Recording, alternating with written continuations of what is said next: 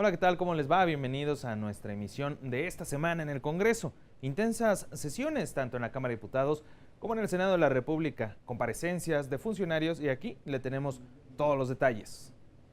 Como parte del análisis de la glosa del sexto y último informe de gobierno, recibe Senado de la República al titular de la Secretaría de Relaciones Exteriores. Acudieron al Salón de Sesiones de San Lázaro el secretario de Energía, el director de Petróleos Mexicanos y el director de la Comisión Federal de Electricidad. Además, la Cámara Alta recibió al secretario de Economía para dar cuenta del estado que guarda la política económica de nuestro país. Esto y mucho más se lo presentamos a continuación. Acompáñenos.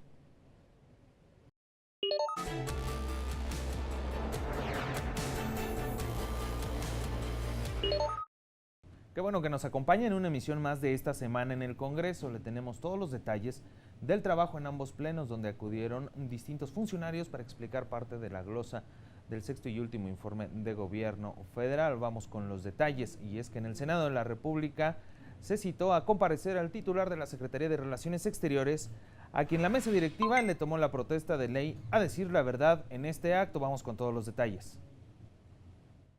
Doctor Luis Videgaray Caso, ¿protesta usted decir verdad en la información que exponga a esta asamblea y ante las preguntas que le formulen las señoras y los señores senadores? Sí, protesto. En su exposición inicial, el titular de la Secretaría de Relaciones Exteriores, Luis Videgaray, habló de los resultados de la política exterior, destacando el papel de México ante el multilateralismo y su participación en la reciente Asamblea General de la ONU en el combate al cambio climático, desarme nuclear, el Acuerdo de París y en la Agenda 2030. En este mundo en el cual el orden multilateral se ve amenazado, la voz de México, el prestigio de la diplomacia mexicana ha sido cada vez más constructivo, más participativo y protagónico en el orden multilateral. Hoy la Agenda 2030, los Objetivos de Desarrollo Sostenible, son sin duda la principal directriz para la acción de Naciones Unidas y el concierto de las naciones. Y México fue uno de los países que ha trabajado con mayor vigor.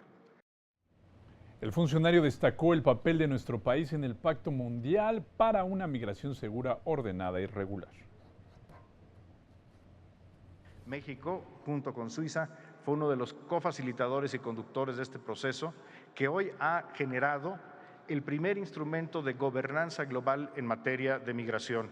Un instrumento que reconoce, en primer lugar, los derechos de los migrantes con independencia de su condición jurídica y el valor que significan los migrantes para la nación y la sociedad en la que residen. Bueno, finalmente en materia comercial destacó el papel de México en el Mercosur, la relación bilateral con Asia y el reciente acuerdo comercial trilateral entre México, Estados Unidos y Canadá.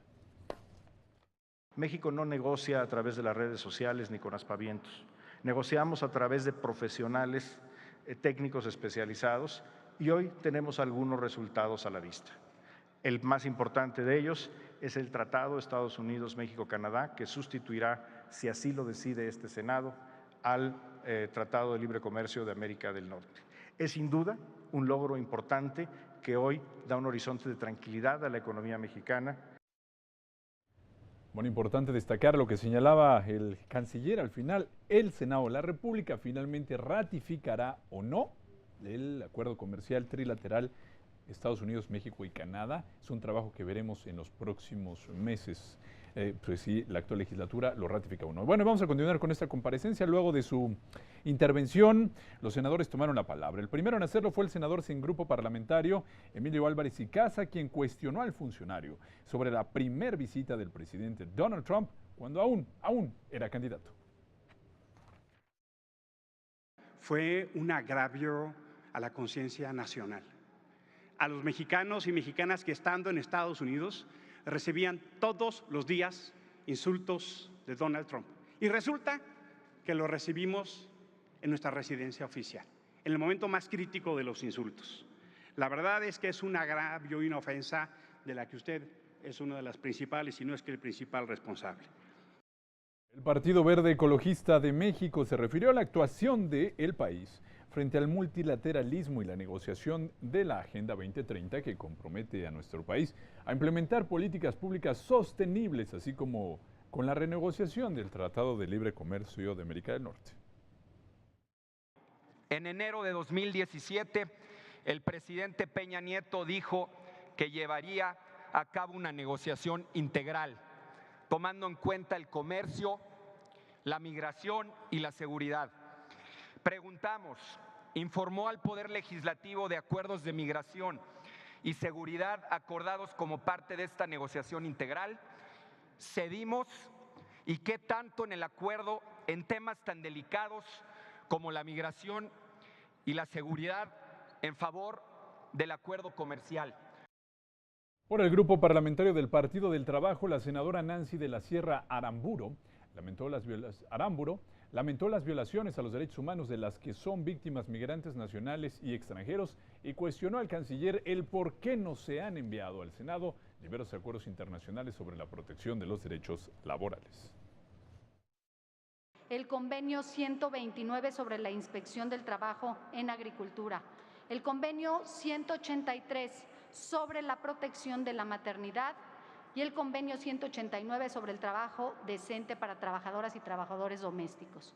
En este sentido, secretario, ¿cuáles son las razones por las que el Ejecutivo no ha remitido a esta soberanía para su aprobación estos acuerdos? Bueno, el Partido Encuentro Social se refirió al acuerdo trilateral México, Estados Unidos, Canadá. Cuestionó sobre los beneficios que este instrumento comercial traerá para México y sobre todo en las tarifas de importación de automóviles y los aranceles de acero y aluminio. ¿Cuáles son los beneficios que traerá consigo, así como los impactos favorables que se generarán en materia de política exterior y en la economía mexicana?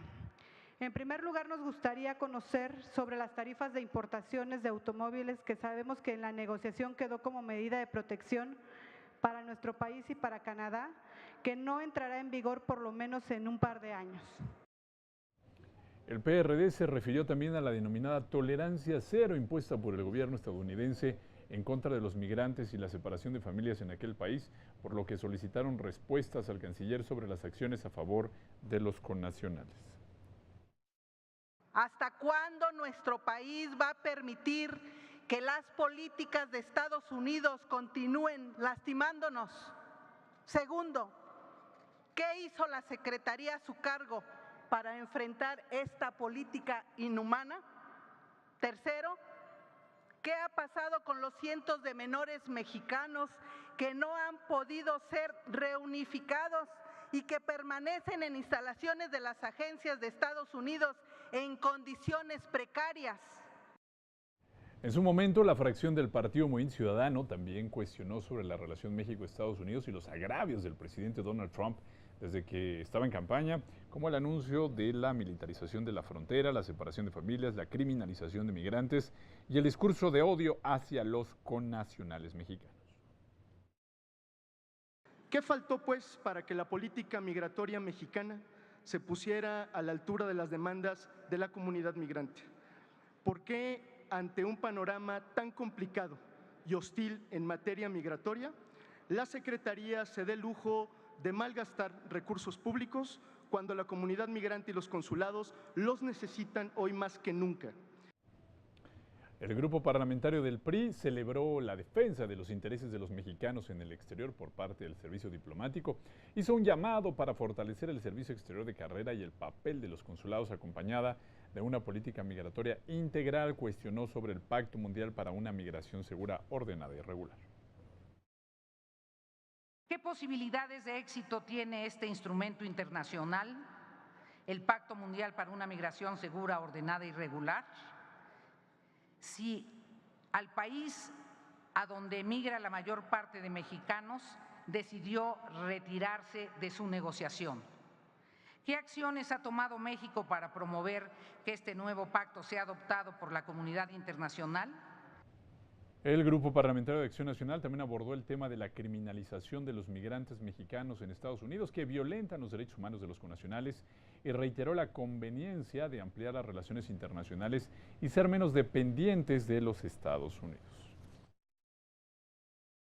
¿Cuáles son las ventajas de este nuevo acuerdo en términos de volumen de comercio, de apertura de mercados a las empresas mexicanas y de mejora de las condiciones laborales para las y los trabajadores de nuestro país?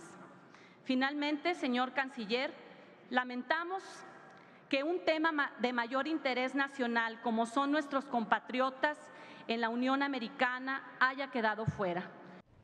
Bueno, finalmente el grupo parlamentario Morena cuestionó al canciller sobre los abusos de migrantes a migrantes centroamericanos en territorio nacional, además la participación de México en el Grupo de Lima, fijando postura en contra en asuntos relacionados con Venezuela.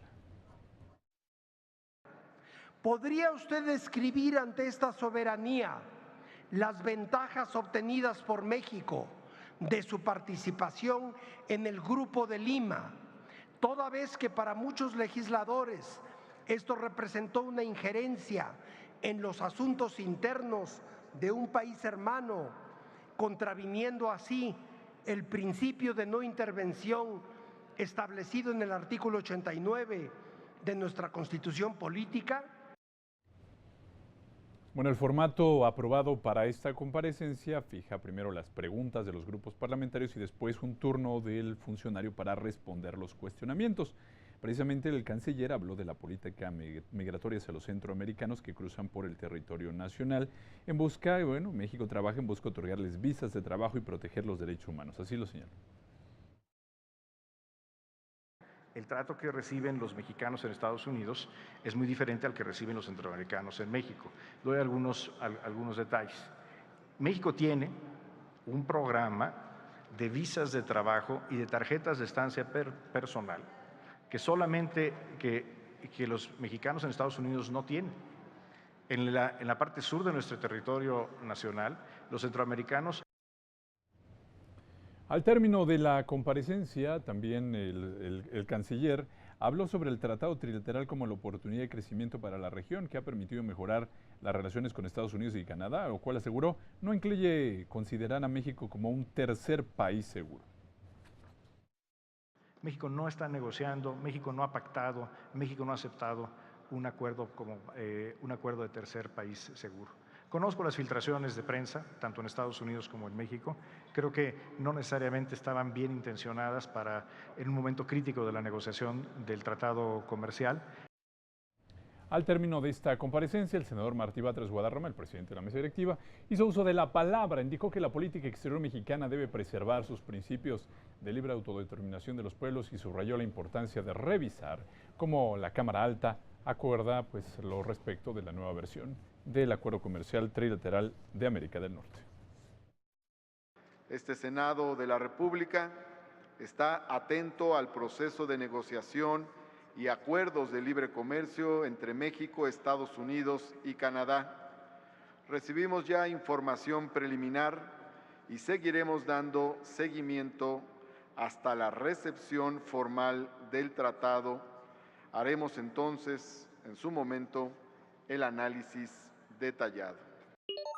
Mientras tanto, en el Palacio Legislativo de San Lázaro comparecieron los titulares de la Secretaría de Energía, de Petróleos Mexicanos y de la Comisión Federal de Electricidad. Todos los detalles se los platicamos después de esta pausa.